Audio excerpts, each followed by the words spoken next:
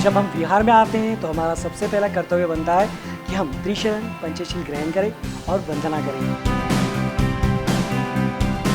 हम सभी बौद्धजन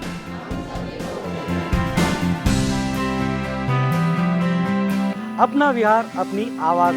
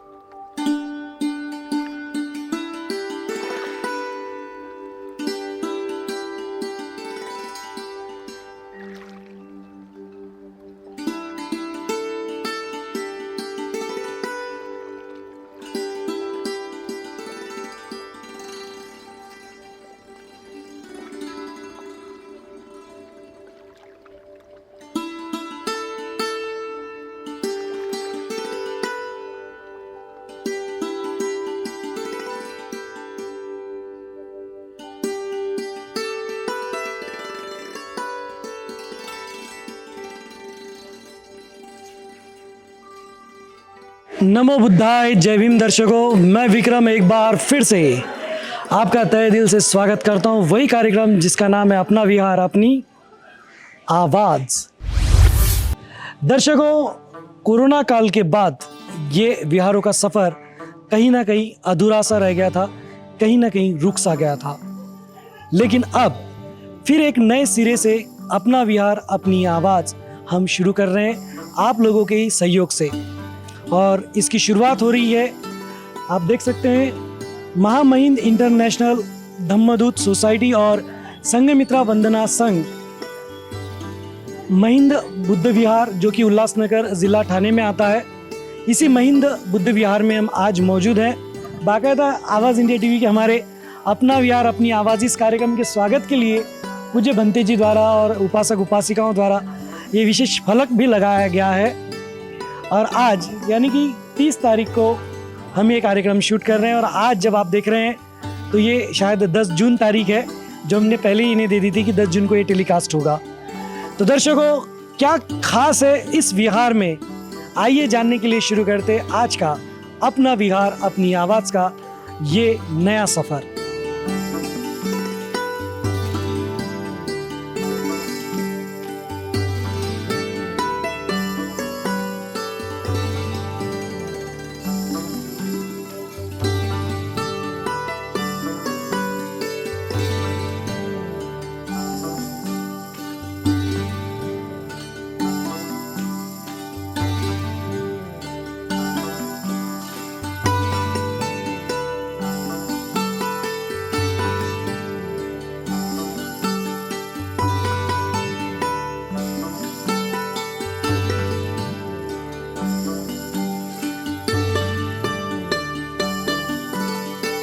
दर्शकों, सारे उपासक उपासिकाएं आ चुकी हैं और पूज्य भंते जी भी विहार में मौजूद हैं। तो आइए सबसे पहले हम भंते जी को याचना करेंगे, उसके बाद वो हमें त्रिशरण पंचशील देंगे जिसे हम आपके साथ मिलकर ग्रहण करेंगे।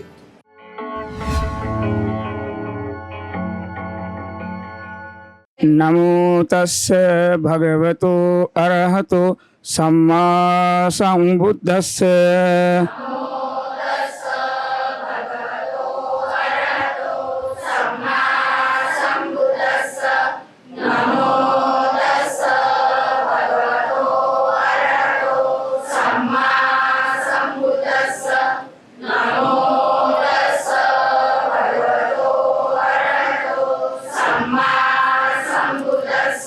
बुद्धं शरणं गच्छामि,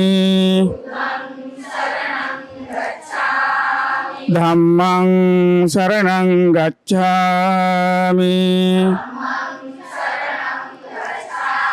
संघं शरणं गच्छामि,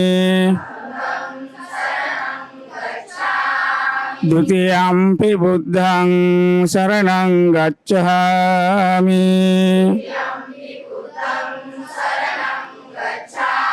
द्वितीयंपि धम्मं शरणं गच्छामि, द्वितीयम्पि संघं शरणं गच्छामि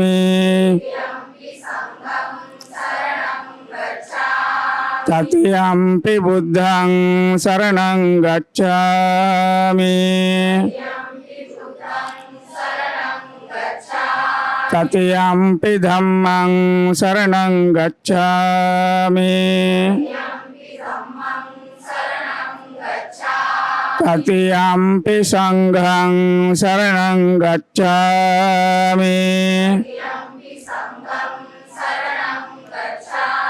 शरणागमनं संपूर्णं पाणातिपाता वेरमणि सिक्खापदं समादयामि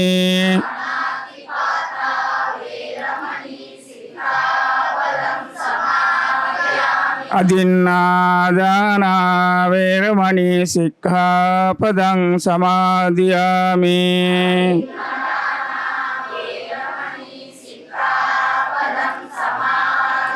कामेषु मिच्छाचारा वेरमणि सिक्खापदं समादयामि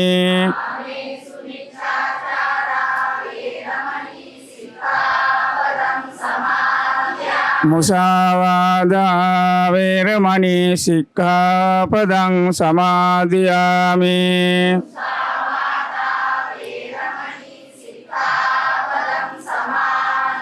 सुरामेरे मद्यपमादट्टाना वेरमणि सिक्खापदं समादयामि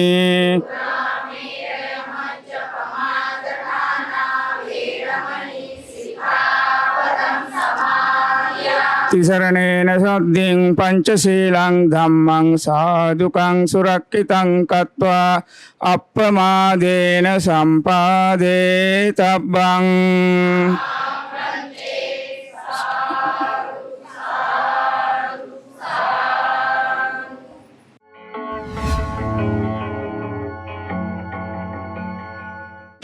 दर्शकों, ये विहार जो है जिन्होंने इसे बनाया और आज इन सबको जोड़ने का काम जिन्होंने किया है वो है पूज्य भंते आनंद जी महाथेरो, जो श्रीलंका से यहाँ पर आए 57 वर्ष हो चुके हैं।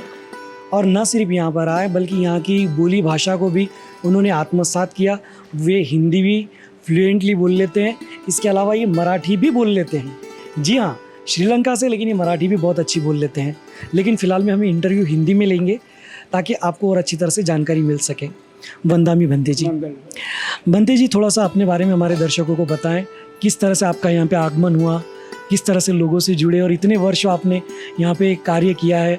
अभी आपका सम्मान भी वहाँ पर श्रीलंका, दर्शकों मैं आपको बता दूँ कि श्रीलंका में अभी फ़िलहाल में ही 2 जून को भंते जी जा रहे हैं, वहाँ पर इनका विशेष सत्कार किया जा रहा है। वो क्या है, कैसा है, ये भी जानकारी आप हमारे दर्शकों को बताएं। 1967 में मैं सबसे पहले भारत में आ गया, वया मद्रास। मैंने आजकल चेन्नई कहते हैं।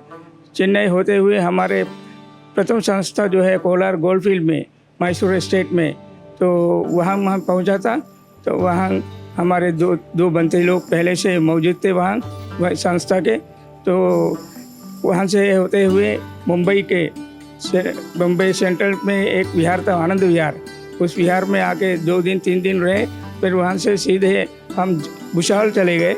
भुसावल में कार्य शुरू किया था 1967 से लेके 69 तक। 69 में फिर ये उल्लासनगर में काफ़ी लोग सरकारी कर्मचारी भी हैं, प्राइवेट कर्मचारी भी हैं, जिनके पास 2 पैसा रहता था।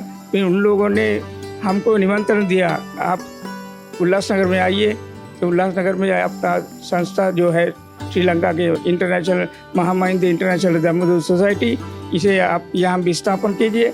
तो इसलिए उनको परवानगी दे दिया था वहाँ श्रीलंका सोसाइटी से मातृ संस्था को। और ये मातृ संस्था को भी अभी 9 जून को 60 ईयर्स पूरा होते हैं। और मुझे भी चीवर परिधान करके 60 ईयर पूरा होते हैं। जिस दिन इस महामहिंद सोसाइटी के निर्माण हुआ उसी दिन हमको भिक्षु बनाया था, बनते बनाया, ताकि डॉक्टर बाबा साहब अम्बेडकर ने जो किया था महान विक्रम, तो ये लाखों लोगों को बुद्ध धर्म क्या है वो बताने के लिए हमको स्पेशल ट्रेनिंग दिया गया। हमको बताया तुम लोगों को महाराष्ट्र में भेजा जाता है, वहाँ की भाषा भी तुम्हें सीखना होगा। हिंदी भाषा तो सारे पूरे इंडिया में चलता है, तो इसी मुताबिक हमको हमारे गुरुवर्य ने जो बनते परम पूज्य बद्देगम विमलवंश नायक महास्तवीर ये मातृ संस्था के संस्थापक हैं, तो उन्होंने हमको यहाँ जो भेजा तो बम्बई से होके भुसावल पहले गए, तो जलगांव में काम शुरू किया था जलगांव में, लेकिन भुसावल जलगांव में उतना प्रतिशत नहीं मिला, तो इसलिए हमको यहाँ ये संस्था ओपन करने के लिए बुलाया गया। तब से लेके 1969 से लेके ये मोहम्मद इंटरनेशनल धर्म सोसाइटी कार्यरत है। पहले ये छोटा सा रूम में करीब 30 बच्चों को लेके तक्षशिला विद्यालय शुरू किया था, जहाँ आज 3500 बच्चे हैं और बहुत बड़ा भव्य दिव्य कॉलेज है, जूनियर कॉलेज है।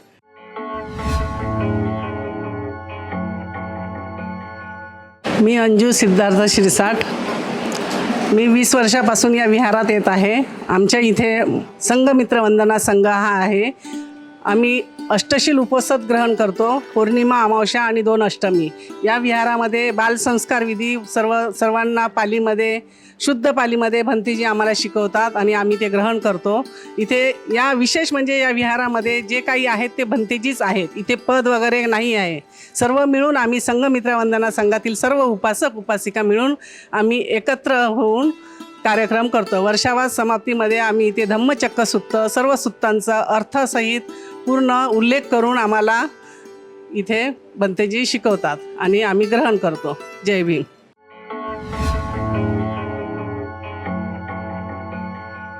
उपस्थित सर्वांना माझा सप्रेम जय भीम।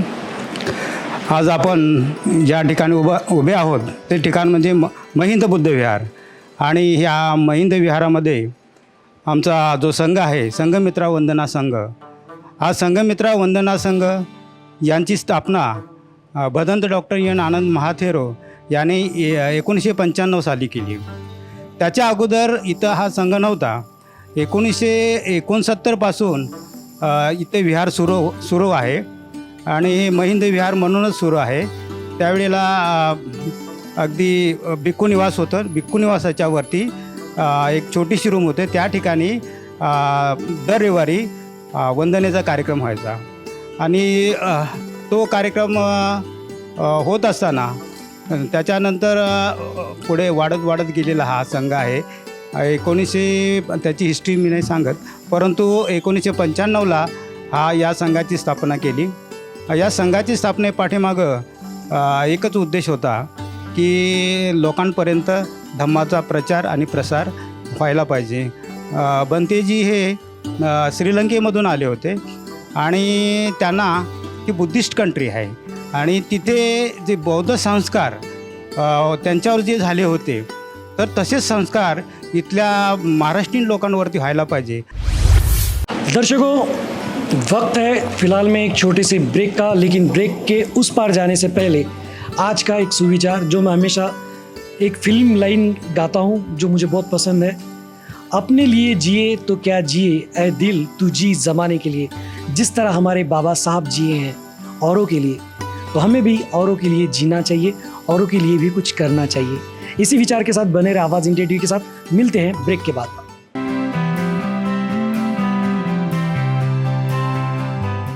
दर्शकों, ब्रेक के बाद वक्त है इस वक्त एक प्यारी सी बोध कथा श्रवण करने का।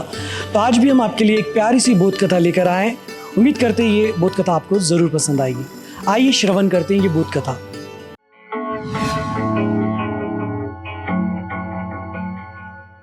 दर्शकों, बोध कथा में एक बार फिर से आपका स्वागत है। आज की बोध कथा एक चोर की है। जी आप सोच रहे चोर की बोध कथा क्यों है, तो वही मैं आपको बताने जा रहा हूँ। एक चोर होता है जिसका पेशा जाहिर है चोरी करना होता है। उसके वहाँ पर एक बार एक भिक्खू आकर ठहरते हैं और वो पूरे अच्छे मन से उनकी सेवा करता है। भिक्खू बड़े खुश होते हैं। वे कहते हैं कि मैं तुम्हें पंचशील देता हूँ जिसे तुम ग्रहण करो। वो कहता है कि मैं पेशे से चोर हूँ, मुझसे पंचशील ग्रहण करके उसका पालन नहीं हो पाएगा। तो भिक्खू कहते हैं कि 5 न सही 4 का करके देखिए। वो फिर भी मना कर देता है। ऐसे करते करते वो कहता है कि मैं एक शील का पालन करूंगा। तो वो शील था मूसावादा वेरमणि सिक्खापदं समादियामि, यानी कि मैं झूठ नहीं बोलूंगा। तो भिक्खु कहते हैं ठीक है, एक इसी शील का तो भी पालन आप कर लें। तो वो उन्हें वचन देता है कि मैं इस एक शील का पालन जरूर करूंगा। अब भिक्खु तो निकल जाते हैं और ये अपने चोरी करने के लिए निकलता है। उसी रात उसी गांव का उस राज्य का जो राजा होता है वो भ्रमण के लिए निकला होता है और अचानक उसकी दृष्टि इस चोर पर पड़ती है और वो चोर से पूछता है कि तुम कहाँ जा रहे हो। और चोर बड़ा ही निडर होकर कहता है कि मैं चोरी करने जा रहा हूँ। राजा को आश्चर्य होता है कि ये पहला चोर है जो कहने जा रहा है, कहता है कि मैं चोरी करने जा रहा हूँ और डर नहीं रहा है। राजा को उत्सुकता होती है तो राजा उससे कहता है कि एक काम करो, मैं तुम्हें राजगृह में जाने का रास्ता बताता हूँ, तुम वहां से जो भी लाओगे वो मुझे आधा दोगे, इसका वचन दो।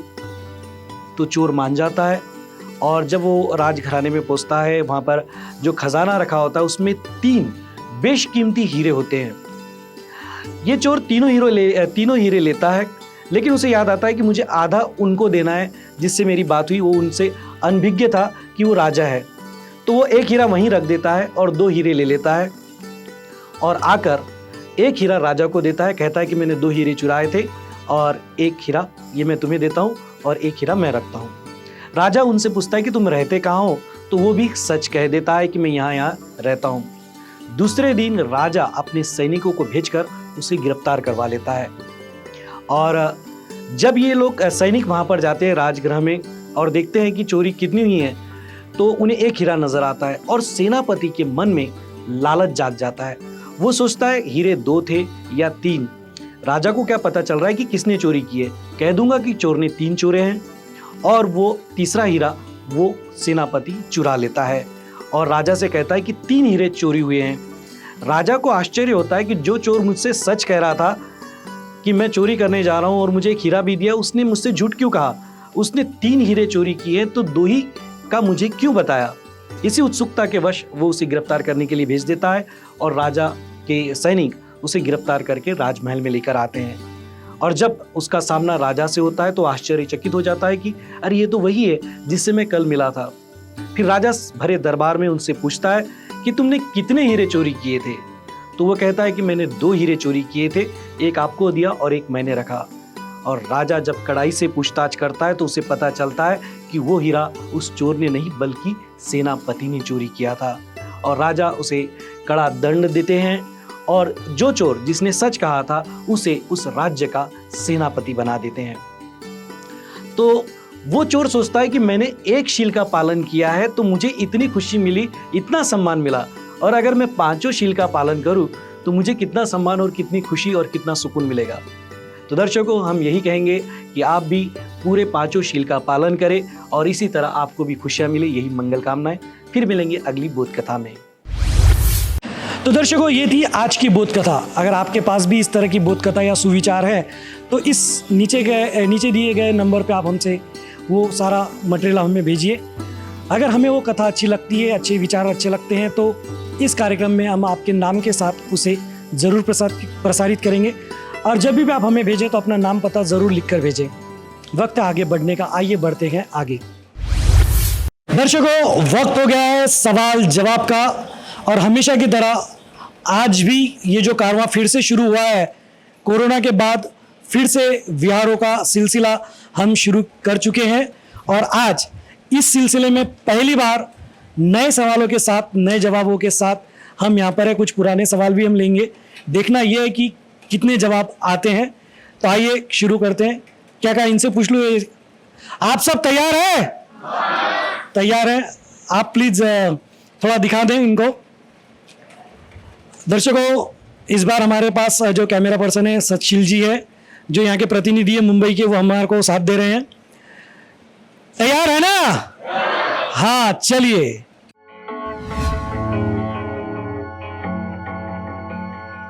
एक नेता की जान बचाई थी, वो नेता कौन था और कैसे बचाई थी?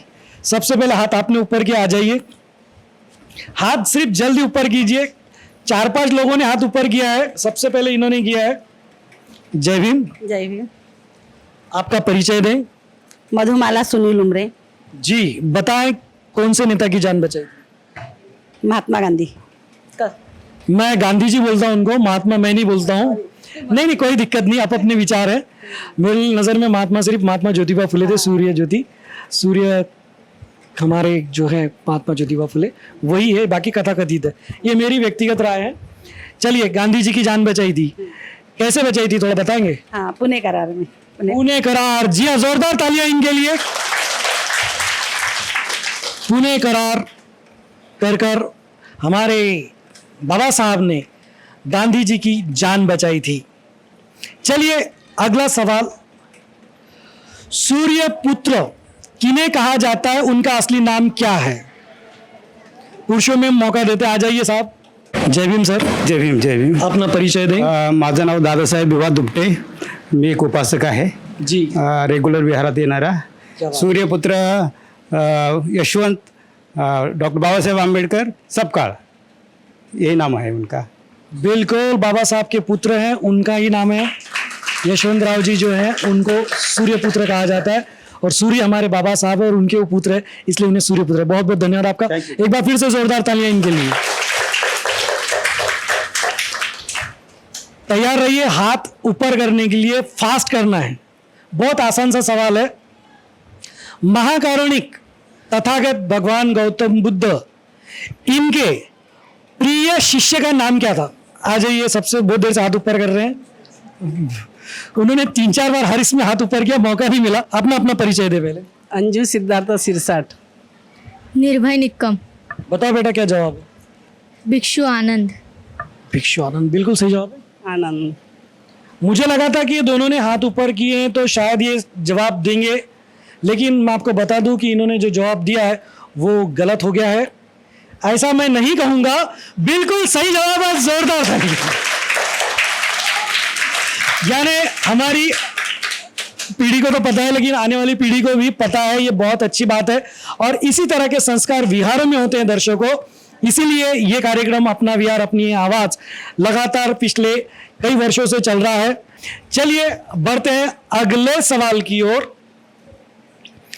अगला सवाल ये है, जब बहुत आसान सवाल है और आखिरी सवाल है। महाकारुणिक तथागत भगवान गौतम बुद्ध जब तपस्या कर रहे थे, जब उनका शरीर पूरी तरह से थक गया था, तब उन्हें किसने क्या दिया था? ये साहब भी बहुत देर से ऊपर हाथ कर रहे हैं। सबको मौका मिलना चाहिए, सवाल कम है, हाथ लेकिन अच्छी बात है कि बहुत सारे हाथ ऊपर हो रहे हैं। यहाँ आ जाए साहब। जय भीम। आपका परिचय दें। सिद्धार्थ सिरसाट। जी बताएं। उपास जी बताएं क्या जवाब है? सुजाता। क्या दिया था? खीर दिया था सुजाता ने। कंफर्म बताइए, खीरी दिया था या कुछ और दिया था? खीर दिया था। खीरी दिया था। खीर दिया। खीरी दी थी? सही में? बिल्कुल सही जवाब है। जोरदार तालियां इनके लिए। चलिए सवाल जवाब मैं यहीं थोड़ा रोक लेता हूं। क्या एक आधा सवाल और कर लूं? चलो अब एक आखिरी सवाल एक और कर लेते हैं। विश्व रत्न बोधिसत्व परम पूज्य बाबा साहब, इन्हें भारत रत्न पुरस्कार कौन से वर्ष में मिला था? मैं पहले बच्चे को लूंगा और फिर बाद में यहाँ पे नीचे बैठे हुए उनको भी लूंगा। जय भीम। जय भीम। बेटा नाम बताया आपने? निर्भय संदीप निक्कम। हाँ, कौन से साल में मिला? 1990। 1990। 1990। आ जाइए, आपका परिचय दें। माझं नाव सुशीला सुखदेव मेश्राम और 1990। 90। इसने भी 90 कहा, आप भी 90 कह रहे हैं। अरे बिल्कुल सही जवाब है भाई, 1990 में। बिल्कुल जोरदार तालियां। 1990 में, और जिनको लग रहा था ये जवाब गलत है वो अपना जवाब सही कर ले। 1990 में ही उन्हें भारत रत्न पुरस्कार मरणोपरांत दिया गया था। अच्छी बात है यहाँ पे दर्शकों की इस तरह के बच्चे यहाँ पर इस विहार में आ रहे हैं। चलिए सवाल जवाब मैं यही रोकता हूँ, वक्त है आगे बढ़ने का। दर्शकों आइए बढ़ते हैं आगे। दर्शकों, यहाँ से गेम हमारा सज गया है। शुरू करने जा रहे हैं वही गेम जिस गेम का हर रात आप करते हैं बेसब्री से, जिस गेम से आप सभी को ढेर सारा, जो गेम सबको लगता है और जो गेम खेलने का हर रात आप देखते हैं, और उस गेम का नाम है भीम का दीवाना। जी हाँ दर्शकों, भीम का दीवाना। ये आखिरी दीवाने हमारे साथ मौजूद हैं। यहाँ से लेकर वहाँ तक सभी लोग गेम खेलने के लिए मौजूद हैं। जो दर्शक पहली बार देख रहे हैं, जो रेगुलर देखते हैं उन्हें तो पता है क्या करते हैं, लेकिन जो पहली बार देख रहे हैं मैं उनको बता दूं इस गेम के रूल्स क्या हैं और ये गेम कैसे है। इन सभी को मेरी तरफ देखकर जय भीम जय भीम जय भीम जय भीम जय भीम जय भीम जय भीम कहना है। इस बीच इनसे मैं हाथ, पैर, नाक, कान, सर, इनमें से कोई भी एक बॉडी पार्ट छूने के लिए कहूँगा। उन्हें खुद के उस बॉडी पार्ट को दोनों हाथों से छूकर दिखा देना है। जो कहते से ही करके दिखा देगा वो हमारा विनर होगा। शुरू करते हैं भीम का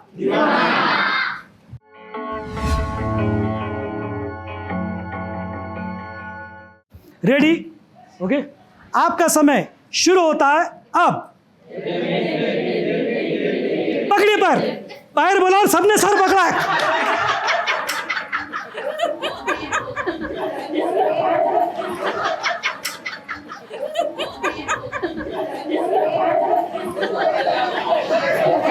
क्या हुआ आपको क्या करने के लिए बोला था? पैर पकड़ने के लिए। आपने क्या किया? तो दर्शकों, आज भी वही हुआ है जो आज तक होता आया है। दर्शकों, अब बच्चों का गेम स्टार्ट कर रहे हैं हम। यहाँ से ये रेलगाड़ी हमारी शुरू हो चुकी है। ये महिला डिब्बा यहाँ पे ख़त्म हो जाता है, यहाँ पे से दूसरे डिब्बे शुरू होते हैं, ये यहाँ पे ख़त्म हो जाता है। ये सब बच्चे बड़े उत्सुक थे वही गेम खेलने के लिए जो गेम हमने खासकर बच्चों की एकाग्रता शक्ति बढ़ाने के लिए शुरू किया है। और इस गेम का नाम क्या नाम है?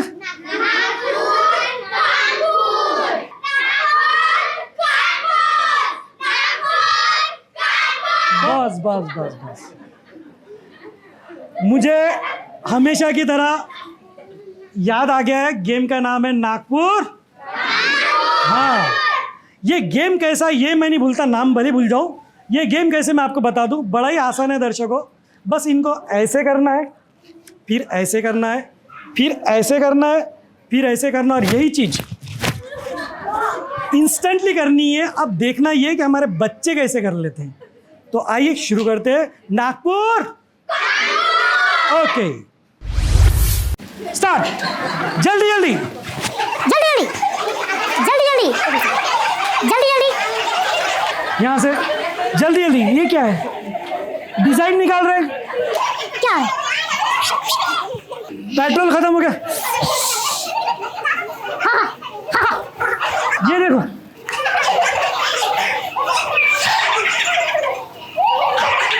इसका रास्ता भटक गया नागपुर कानपुर का। नीचे करके, ये नीचे करके। हाँ, वाह वाह वाह वाह वाह। ये तो नागपुर कानपुर ऐसे भटक रहे। देखो, इनका पेट्रोल खत्म हो गया है।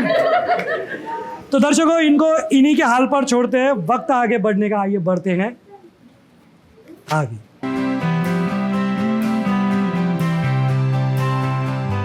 दर्शकों, ब्रेक के बाद एक बार फिर से स्वागत है आपका अपना वीआर अपनी आवाज में। वक्त आगे बढ़ने का, आइए बढ़ते हैं आगे। सोनिया जी उगवली सकाळ, ये अकेले नहीं गाना पड़ता है ना, सबके साथ मिलकर गाना पड़ता है। तो वक्त हो गया है फिलहाल में अपना वीआर अपनी आवाज़ में सबके साथ मिलकर एक प्यारा सा गीत गाने का। आइए सबके साथ मिलकर गाते हैं यही गीत।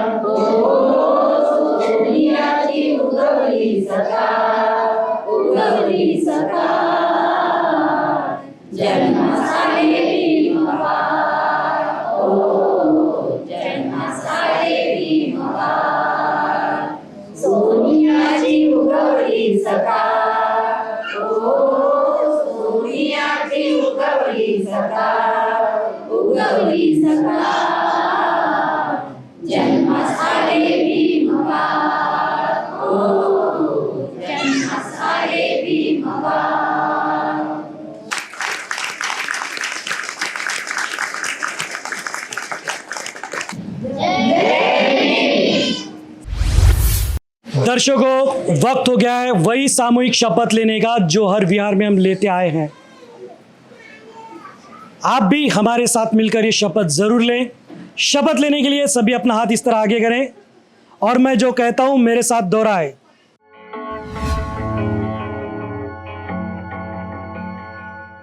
हम सभी बौद्धजन मिलकर ये शपथ लेते हैं, हम हर रविवार और हर छुट्टी के दिन परिसर के विहार में जाएंगे, वहां वंदना करेंगे, यथाशक्ति धम्मदान करेंगे, साथ ही एक दूसरे के सुख और दुख में मिलकर शामिल होंगे। आवाज इंडिया टीवी के माध्यम से हम सब मिलकर ये शपथ लेते हैं। नमो बुद्धाय, जय भीम। दर्शकों, उम्मीद करता हूं आपने भी हमारे साथ मिलकर न सिर्फ ये शपथ ली होगी बल्कि इसका पालन भी आप कर रहे होंगे, करते रहेंगे, साथ ही साथ औरों को भी इसके लिए जागरूक अवश्य करें। बढ़ते हैं आगे।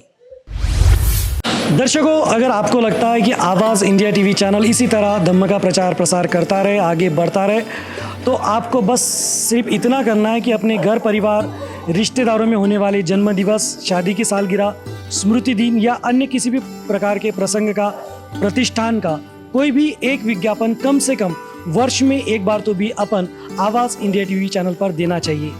इस विहार में भी कई ऐसे उपासक उपासिकाएं हैं जिन्होंने आवाज़ इंडिया टीवी को विज्ञापन देकर इसे एक जिम्मेदारी समझते हुए निभाया है। आइए देखते हैं कौन है वो उपासक उपासिकाएं जिन्होंने इस जिम्मेदारी को बखूबी निभाया है।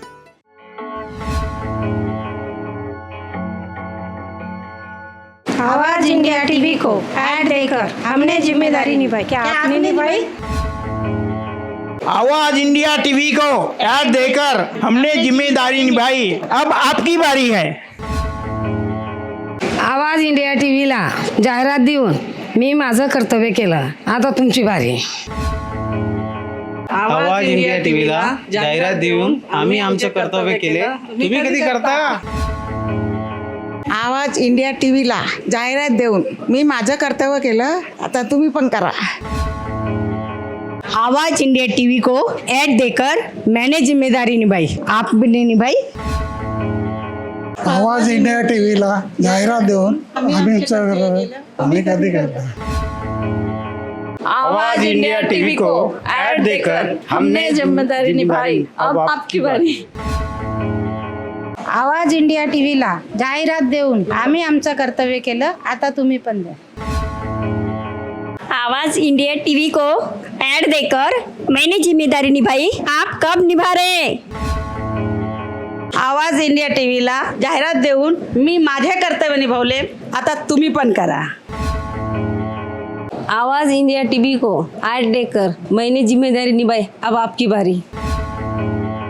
आवाज इंडिया टीव्ही का जाहिरात देऊन आम्ही आमचं कर्तव्य केलं, आता तुम्ही पण करा। आवाज इंडिया टीव्हीला जाहिरात देऊन आम्ही आमचं कर्तव्य केले, तुम्ही केलं का? आवाज टीवी इंडिया को ऐड देकर हमने जिम्मेदारी निभाई, अब आपकी बारी। आवाज़ इंडिया टीवी चैनल को इस विहार की तरफ से विज्ञापन देने का कार्य किया गया है और आप भी इस विज्ञापन अपना आवाज़ इंडिया टीवी को दीजिए। यह हमारा जिम्मेदारी हमने पूरा किया, अब आपकी बारी, आप भी अपना जिम्मेदारी पूरा कीजिए इस धम्म का आगे बढ़ाने के लिए। तो दर्शकों, ये था प्यारा सा खूबसूरत सा महिंद बुद्ध विहार जो आता है सुभाष टेकली, उल्लासनगर, ज़िला ठाणे में। कोरोना के बाद ये सफ़र हमने इसी विहार से शुरू किया है। पूज्य भंते जी जो कि श्रीलंका से यहाँ पर आकर रुके हैं, विगत 60 वर्षों से वो धम्म कार्य कर रहे हैं। ये सारा सफ़र आज हमने जाना। उम्मीद करते हैं ये विहार आपको ज़रूर पसंद आया होगा और अगर आपके आसपास है इस तरह का विहार या आपका ही कोई विहार है और आप चाहते हैं कि वो इस कार्यक्रम का हिस्सा बने, तो इस नीचे दिए गए नंबर पर आप हमसे संपर्क कर सकते हैं। एक कदम आवाज़ इंडिया टीवी ने उठा लिया है, एक कदम आपको उठाना है।